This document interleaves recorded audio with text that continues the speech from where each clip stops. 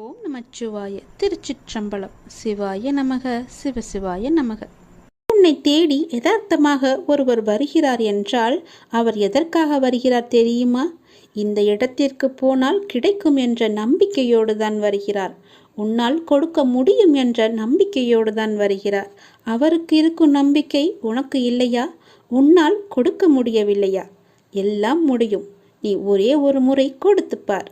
உன்னால் இல்லை என்று சொல்ல முடியாத அளவுக்கு எல்லாமே உன்னை தேடி தானாக வரும். அகண்ட பிரார்த்தனையை நீங்கள் மேற்கொண்டு பாருங்கள். சக மனித உயிர்களின் துன்பத் துயரங்களை காணும்போது இறைவனிடம் அவர்கள் நலம் வாழ மன்றாடி பிரார்த்தனை செய்யுங்கள். இது உங்களின் துயரத்தை நீங்கள் இறையிடம் கூறாமலேயே போக்கக்கூடிய நல்வழியை அமைத்து தரும். நம்மிடம் உள்ளதை நம்மால் முடிந்ததை செய்வது, மற்றவர்கள் நன்றாக இருக்க வேண்டும் என்ற எண்ணம் படைத்தவன் மட்டுமே புண்ணியத்தை செய்ய வேண்டும் என்று நினைப்பான். அப்படிப்பட்ட நல்ல மனம் ஒன்றே போதும் புண்ணியம் செய்வதற்கு. ஆம், புண்ணியம் செய்ய மனம் வேண்டுமே தவிர பணம் தேவையில்லை. உங்கள் மனம் நல்லதையே நினைக்கட்டும், அதுவும் மற்றவர்களுக்காக இருக்கட்டும். இதுதான் புண்ணியம். மற்றவர்களின் துக்கங்களை உங்களது என்று எண்ணி வருந்தி பாருங்கள். உங்களுக்கு கிடைக்காவிட்டாலும் பரவாயில்லை, மற்றவர்களுக்காவது கிடைக்கட்டும் என்று வேண்டிக் கொள்ளுங்கள். மனமுருக வேண்டிக் கொள்ளுங்கள். மனதார வேண்டிக் கொள்ளுங்கள். அனைத்து உயிர்களுக்கும் உங்களுக்கும் தொடர்பு உண்டு என்று எண்ணிக்கொள்ளுங்கள். உங்களால் அனைவருக்கும் அன்பான ஆதரவான எண்ணங்களை அளிக்க முடியும் என்று நினைத்து பாருங்கள். உங்கள் எண்ணங்கள் அனைத்தையும் நிறைவேற்றும் என்று நம்புங்கள். இறைவனை துணைக்கு அழையுங்கள். மற்றவர்களுக்காக உதவ இறைவனிடம் நீங்கள் வேண்டுங்கள். தன்னலமற்ற எண்ணத்தை இவ்வுலகில் பரவ விடுங்கள். அனைவரும் உங்களுக்கு அன்பானவர்களாக மாறிவிடுவார்கள். உங்கள் உள்ளம் மகிழ்ச்சியாகிவிடும். அனைவரும் நிம்மதியாக வாழ்வார்கள். அந்த மகா புண்ணியம் உங்களை மட்டுமே வந்து சேரும். இந்த புண்ணிய செயலுக்கு நீங்கள் செலவு செய்தது என்ன? பிரார்த்தனை மட்டுமே, வேறு ஒன்றுமே கிடையாதே. ஒரு பைசா கூட நீங்கள் செலவு செய்யவில்லை. எங்கும் அலையவும் இல்லை. யாரிடமும் கோபமும் கொள்ளவில்லை. பொய்யும் கூறவில்லை. யாரிடமும் எதற்காகவும் நீங்கள் கையேந்தவும் இல்லை. யாரும் உங்களை குறை கூறப் போவதும் இல்லை. எதையும் நீங்கள் இழக்கப் போவதும் இல்லை. எதையும் இழக்காமல் நீங்கள் புண்ணியத்தை மட்டுமே சம்பாதித்திருக்கிறீர்கள். சரி, இதை எப்படி நாம் செயல் வடிவத்திற்கு கொண்டு வருவது என்பதை பார்ப்போமா? இதை செயல் வடிவத்திற்கு கொண்டு வருவது மிக மிக எளிது. தினமும் ஏதேனும் ஒரு நேரத்தில் யாராவது ஒருவர் நன்றாக இருக்க வேண்டும் என்று எண்ணி பழகிக் கொள்ளுங்கள். இதற்காக நேரம் காலமெல்லாம் பார்க்க தேவையில்லை. எந்த நேரத்திலும் யாருக்காகவும் எண்ணிக்கொள்ளலாம். ஆரம்பத்தில் சொந்த பந்தங்களுக்காக வேண்டிக் கொள்ளுங்கள். நாளடைவில் கண்ணில் படும் அனைவருக்காகவும் வேண்டிக் கொள்வீர்கள். நாட்கள் செல்ல செல்ல நீங்கள் கேள்விப்பட்டவர்களுக்காகவும் அவர்கள் நல்ல முறையில் வாழவும் நீங்கள் எண்ணத் துவங்குவீர்கள். நீங்கள் வேண்டிக் கொள்ளும் நபர் பற்றி கவலைப்படாதீர்கள். அவர் எவ்வளவு மோசமானவராக இருந்தாலும் அவர் நல்ல முறையில் வாழ வேண்டும் என்று நீங்கள் வேண்டிக் கொள்ளுங்கள். ஒரு ஆம்புலன்ஸ் வண்டி சத்தம் கேட்கும் போதெல்லாம் அதில் பயணம் செய்பவர் நல்ல முறையில் குணமடைய இறைவனை வேண்டிக் கொள்ளுங்கள். யாரோ ஒருவர் விபத்தில் அடிபட்டு விட்டார் என்று கேள்விப்பட்டார், அவர் உடல் நலம் பெற எண்ணிக்கொள்ளுங்கள். மனிதர்கள் மட்டுமல்ல, அனைத்து உயிர்களிடமும் இந்த செயலை நீங்கள் செய்யுங்கள். தெருவோரம் ஒரு மரம் வெட்டப்பட்டிருந்தால் அதற்காகவும் நீங்கள் எண்ணிக்கொள்ளுங்கள். அந்த மரத்தை வெட்டியவர் மேலும் சில மரங்களை நடட்டும் என்று வேண்டிக் கொள்ளுங்கள். வெட்டப்பட்ட மரம் மற்றவர்களின் வாழ்வாதாரத்திற்கு உதவட்டும் என்று எண்ணிக்கொள்ளுங்கள். உலகத்தில் உள்ள அனைவரும் நன்றாக இருக்கட்டும் என்று ஒற்றை வரியிலே முடித்து கொள்ளாதீர்கள். ஒவ்வொருவரையும் நினைவில் வைத்து தனிப்பட்ட முறையில் அவர்களுக்காக நீங்கள் நன்மைக்காக வேண்டிக் கொள்ளுங்கள். இதுபோல் அகண்ட பிரார்த்தனையை மேற்கொள்ளுங்கள். மிக பெரிய புண்ணியம் உங்களை வந்து சேரும். இப்படியெல்லாம் செய்ய முடியுமா கேட்டால் நிச்சயமாகவே செய்ய முடியும். இந்த எண்ணங்களுக்காக நீங்கள் பணமாக செலவு செய்ய வேண்டியது எதுவுமே கிடையாது.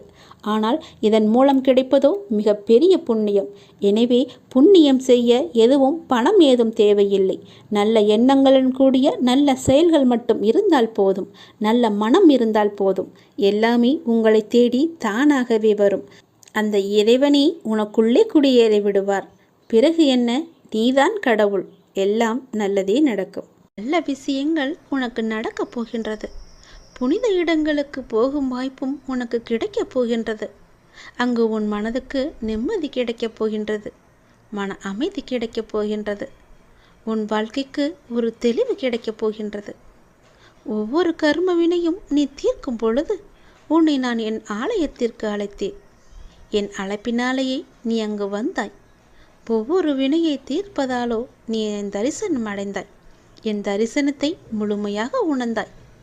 அடுத்து உன் வாழ்வில் சில வினைகளை நீ தீர்த்தவுடன் மீண்டும் என்னை வந்து தரிசிக்கும் வாய்ப்பை நிச்சயம் நீ பெறுவாய். நம்பிக்கையோடு இரு. என்னுடைய உதவி வேண்டி நீ எப்போது நாடி வந்தாலும் அடுத்த நிமிடமே உனக்கு என்னுடைய உதவி கிடைக்கும். கவலைப்படாமல் இரு, வருந்தாதே. உன்னுடைய வாழ்க்கை பயணமாவது முன்னோக்கியே இருக்கப் போகின்றது, பின்னோக்கி ஒருபோதும் செல்லாது. இதுவரை இருந்த கஷ்டத்தை எவ்வளவு அனுபவித்தாய். இனி அப்படி இல்லை. இனி வரப்போகும் காலம் உனக்கு முன்னோக்கி செல்லும் இன்பமாக இருக்கப் போகிறது. இடையில் சில தேக்கங்கள் இருந்தது உண்மைதான். உன்னுடைய பக்தியால் உன் கர்ம வினைகளை நீ அழிக்க முயற்சித்தாய். கர்ம வினைகள் வெகுவாகவே குறைந்துவிட்டன. இந்த நேரத்தில் தேவையற்ற எந்த எதிர்மறை சிந்தனைகளும் உனக்குள்ளே வேண்டாம். நல்லது நடக்கும். நான் பார்த்து கொள்கிறேன். எல்லாம் மாறும். உன் வாழ்க்கை நல்லபடியாக மாறும். இருள் நீங்கி ஒளிமயமான வாழ்க்கையை நீ வாழப்போகின்றாய். நீ எதிர்நோக்கும் அத்தனை செயல்களுமே வெற்றி பெறும் நாள் தொலைவில் இல்லை. வழித்துணையாக நான் இருக்க உனக்கு எதற்கு கவலை? ஏன் கவலை? நீ எடுத்த முடிவு சரியாக இருக்கிறது. நீ எடுத்த முடிவில் உறுதியாக இரு. நீ செல்லும் பாதையில் துணையாக நான் வந்து கொண்டே இருப்பேன். உன்னை அவமானப்படுத்தியவர்கள் ஏராளம். உன்னை வெறுத்து சென்றவர் நிறையவே. உன்னை ஏமாற்றி சென்றவர் உன்னை சுற்றியுள்ளவர். உன்னை பற்றி தவறாக பேசுபவர் உன் அக்கம் பக்கத்தினர். உன்னை வாழ வைக்கக்கூடாது என்று எதிர்த்தவர் உன்னுடைய எதிரி. உன் கேள்விக்கு பதிலாய் உன் வாழ்க்கையின் உயர்வு இருக்கப் போகின்றது. அத்தனை பேரும் வியக்கும் வண்ணம் உன் வாழ்க்கையை நான் உயர்த்தி காமிக்கப் போகின்றேன். கண் விழித்து எழுந்ததும் என்னை எப்பொழுதெல்லாம் என் பெயரை சொல்லி அழைத்து அந்த நாளை நீ தொடங்குகின்றாயோ அந்த நாள் மட்டுமல்ல, இனி வரப்போகும் நாட்களும் உனக்கு நல்லதாகவே அமையும். கவலையை என்னுடைய காலடியில் போட்டுவிடு. நீ எடுத்து வைக்கும் ஒவ்வொரு அடியிலும் என்னுடைய துணை எப்போதும் இருக்கும். வெற்றி தரும். வெற்றி மேல் வெற்றியாய் வந்து குவியும். உனக்கு முன்பாக நான் இருக்கின்றேன். நல்லது நடக்கும். நல்லது மட்டுமே உன் வாழ்க்கையில் நடக்கும். நீங்கள் என் உதவியையும் வழிகாட்டுதலையும் நாடினால் நான் உடனடியாக அதை உங்களுக்கு தருவேன். எப்பொழுது தருவேன் என்று கேட்கிறாயா? நீ என் மீது முழு நம்பிக்கையோடு முழு பக்தியோடு இருக்கும் பட்சத்தில் நான் அதை உங்களுக்கு தருவேன். இந்த உலகில் புதியது எது? எதுவும் இல்லை. இந்த உலகில் பழையது எது? எதுவும் இல்லை. எல்லாம் எப்பொழுது இருந்தது, மேலும் எப்போது இருக்கும்.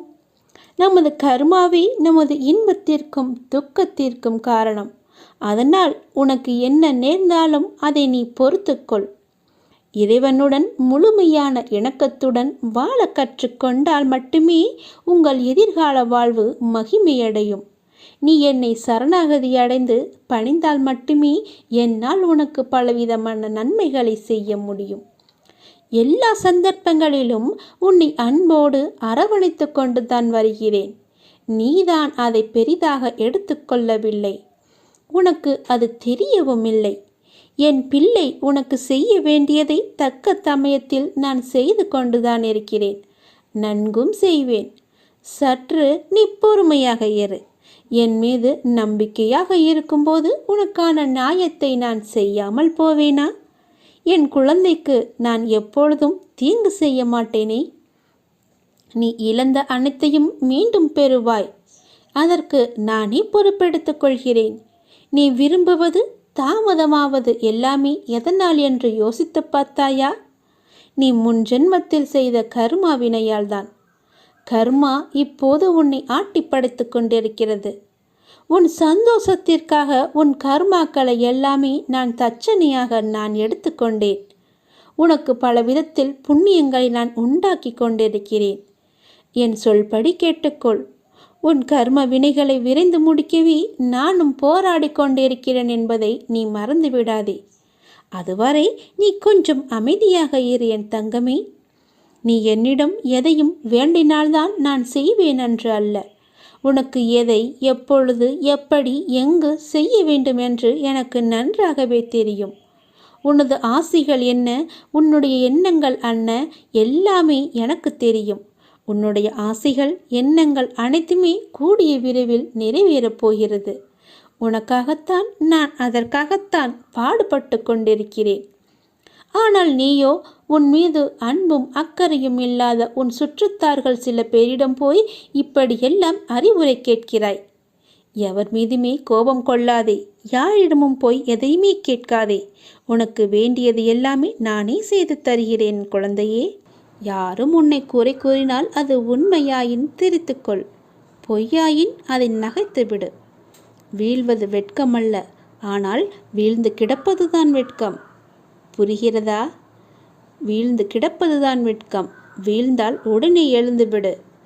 நீ நகைத்து அவர்களுக்கு முன் நகைத்துப்பார், அவர்களே தலை தெறிக்க ஓடிவிடுவார்கள்.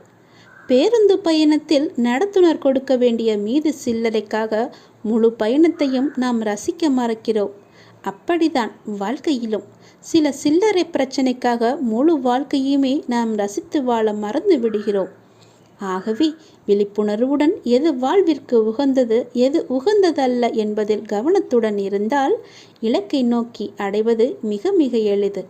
அனைத்திலும் பேதம் பாராது சமநிலைத்தன்மையை கொண்டிடுங்கள். மனம் அழகாக இருந்தால் காணும் காட்சிகளும் அழகாகவே இருக்கும். ஆகவே மனதில் குப்பையான கீழான எண்ணங்களை ஒருபோதும் சேர்க்காதே. மனதில் நல்ல நேர்மையான எண்ணங்களை விதையுங்கள். நல்லது நடக்கும். எப்போதும் உண்மையை பேச கற்றுக்கொள்ளுங்கள். உண்மைக்கு நிகர் உண்மை மட்டும்தான். பொய் ரொம்ப நாட்கள் வாழாது, சீக்கிரமாகவே மடிந்துவிடும். ஆரம்பத்தில் சற்று சிரமமாகத்தான் இருக்கும். பழகிவிட்டால் பொய் சொல்லவே நமக்கு கூச்சமாக இருக்கும். உண்மைக்கு மிக வலிமையான சக்தி இருக்கிறது. அது சத்தியமானது, வலிமையானது. இறைவனுக்கு இறங்கி வருவார். நாம் வாழ்கின்ற வாழ்வில் அறமாகிய உண்மை இருந்தால் அந்த இறைவனை நம்மை தேடி தானாக இறங்கி வருவார். வாழ்கின்ற வாழ்வில் அறமாகிய உண்மை இருந்தால், அறமாகிய உண்மை இருந்தால் மட்டுமே இறைவன் நம்முடன் கலந்து விடுவார். ஆகவே உண்மை, நேர்மை, சத்தியத்தை எல்லாம் கடைபிடித்து வாழுங்கள். நீங்கள் வாழ்வதில் உயர்வது சின்னம். உங்கள் வாழ்வை யாராலுமே எதுவுமே செய்ய முடியாது. உண்மைக்கு அழிவே கிடையாது. அதை முதலில் தெரிந்து கொள்ளுங்கள். உண்மை சொல்லுவதால் என்ன ஆகிவிடப் போகிறது? ஒரு பொய்யை சொல்லி காலம் முழுவதும் குற்ற உணர்ச்சியுடன் இருப்பதற்கு பதிலாக ஒரு உண்மையை சொல்லி நிம்மதியாக வாழ்ந்து விடலாம். அந்த உண்மைக்கு அவ்வளவு நிம்மதியை தரும் சக்தி இருக்கிறது. அதை நீ மறந்து விடாதே. பொய்யை சொல்லி இன்று தப்பித்து விடலாம், நாளை நிச்சயமாகவே காலம் காட்டிக் கொடுக்கும். அதனால் உண்மையாகவே இருங்கள். நாக்கில் வருவது எப்போதுமே உண்மையான பேச்சாக மட்டுமே இருக்கட்டும். நான் உங்களிடம் வருகிறேன். ஒருவர் தனது இறை பக்தியில் முழுமையும் வலிமையும் அடைந்த பின்னர் அவருக்கு பக்தியானது முத்திவிட்டது என கூறுவதும் வழமையே. எனவே முழுமை முதிர்ச்சியடைந்த நிலையே முத்தி, முக்தி என்று சொல்வார்கள். முதிர்ந்த பழம் முதிர்ந்துவிடும், முதிர்ந்த உயிர் இறந்துவிடும். எடுத்த காரியத்தை நீ பாதியில் விடாதே. செய்வதை திருந்தச் செய் என்ற உபதேசம் அனைவருக்குமே பொருந்தும். குருவை அடைந்து மரியாதையுடன் கற்றுக்கொள். கற்றதை மனனம் செய்து உருவேற்றிக்கொள் என்பது எல்லா மாணவர்களுக்குமே பொருந்தும். தொழில்நுட்பத்தை தெரிந்து கொள்ள முனையும் மற்றவர்களுக்குமே உரிய உபதேசம்தான் இது. எதற்காக எனக்கு சொல்கிறேன் என்று கேட்டதை, நீங்கள் ஆசைப்படுவதெல்லாம் கிடைக்காமல் இருப்பது உங்களை ஒரு சிறந்த வாழ்க்கைக்கு கொண்டு செல்வதற்காகவே இருக்கும் என்பதை நம்பு. முடிந்தவரை உங்கள் வேலையை நீங்கள் சிறப்பாக செய்து விடுங்கள். யாரிடமும் உங்கள் வேலையை ஒப்படைக்காதீர்கள். உங்களுக்கு கிடைக்க வேண்டிய அங்கீகாரம் தானாகவே கிடைக்கும். நேரத்தையும் வாய்ப்பையும் ஒருபோதுமே வீணடிக்காதே. அந்த தவறுக்கு எந்த காரியம் செய்தாலும் பரிகாரமாகாது. போன நேரமும் திரும்ப வராது. யாருக்காகவும் நேரம் காத்திருக்காது. பொறுத்துக்கொள். நீங்கள் செய்யும் ஒவ்வொரு நல்ல காரியமும் அதற்கான நன்மைகளை காலம் கடந்தாவது அழைத்து கொண்டு உங்களிடம் வந்து சேர்க்கும். வெற்றி என்ற முகத்துடன் உங்களிடம் வந்து சேரும். நீ நிராகரிப்புகளை எல்லாம் கண்டு நெஞ்சு உடையக்கூடாது. உன்னை யாராவது தூக்கி எறிகிறார்கள் என்றால் இறைவன் உன்னை மேலே தூக்கி விடுகிறான் என்ற அர்த்தம். அதனால் நீ பயப்படாதே. தூக்கி எறிந்தவர்கள் போகட்டும், நான் உன்னை தூக்கி விடுகிறேன். தூக்கி எறிந்தவர்களை பற்றியே நீ கவலைப்பட்டு கொண்டிருக்காதே.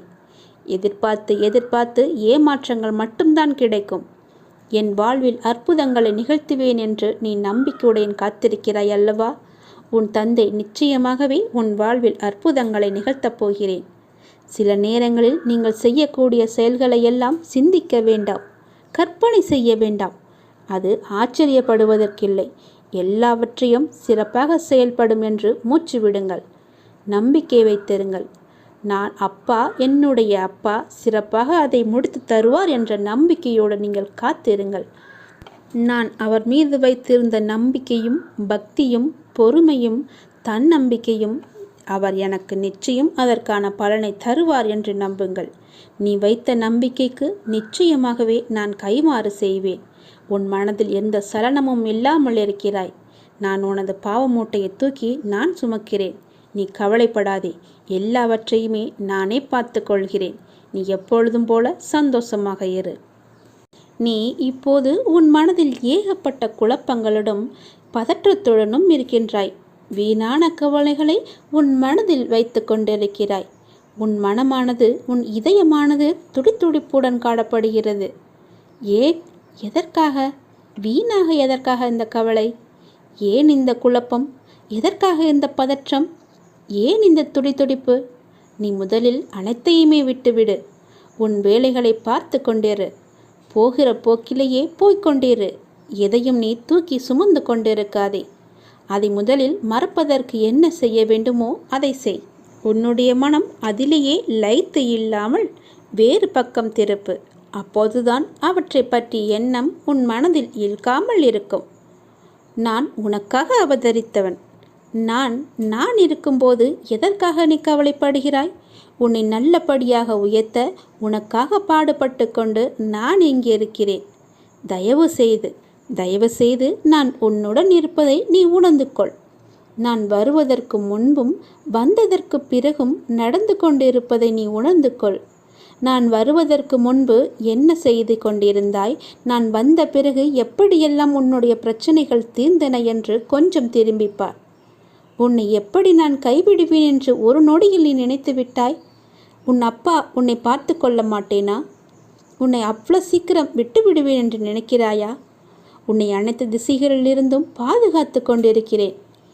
நான் இருக்கும் இடத்தில் எவரையுமே நெருங்க விட மாட்டேன். நான் உனக்குள்ளே நீக்கமர நிறைந்திருக்கிறேன். என் கண் பார்வை உன் மீது விழுந்து கொண்டிருக்கும் போது எந்த கெடுதலும் வந்து உன்னை துன்புறுத்திவிட முடியாது. தெரிந்து கொள். எந்த துன்பமும் உன் அருகில் கூட வர பயப்படும். நான் இருக்கிறேன். நீ பயப்படாதே. உனக்கு வரும் பிரச்சனைகள் எல்லாமே சிறு சிறு வகைதான். பயப்படாதே. பெரிதாக ஒன்றையும் நான் கொடுக்க மாட்டேன். கொஞ்சமாவது உனக்கு பக்குவம் வேண்டும் என்பதற்காகத்தான் இதையெல்லாம் கொடுத்தேன். சின்ன பிரச்சனையை பெரிதாக பார்க்காதே. மனதில் போட்டு குழப்பத்தை ஏற்படுத்தாதே. உன்னை நீயே பதற்றப்பட வைக்காதே. வீணான கவலைப்பட்டு உன் உடம்பை நீ வீணடிக்காதே. உன் இதயம் சீராக துடிக்க வேண்டும். அப்பொழுதுதான் நீயும் நன்றாக இருப்பாய். எப்படி என் வேண்டுகோள்கள் அனைத்தையும் இப்படி நிறைவேறியது என விரைவிலேயே நீ ஆச்சரியப்பட போடுகிறாய். கவலைப்படாதே குழந்தையே. என் கண்ணிலிருந்து வரும் அருள் கதிரால் நீ பாதுகாக்கப்படுகிறாய். அதனால் நீ கவலையை விடு. என்னுடைய கண்ணின் ஒளி உன் மீது இருக்கிறது. என் பார்வை முழுவதுமாகவே உன் மீது மட்டும்தான் இருக்கிறது. என்னை மீறி எதுவுமே உனக்கு நடக்காது. பயப்படாமல் தைரியமாக இரு. சந்தோஷமாகவே வைத்துக்கொள்.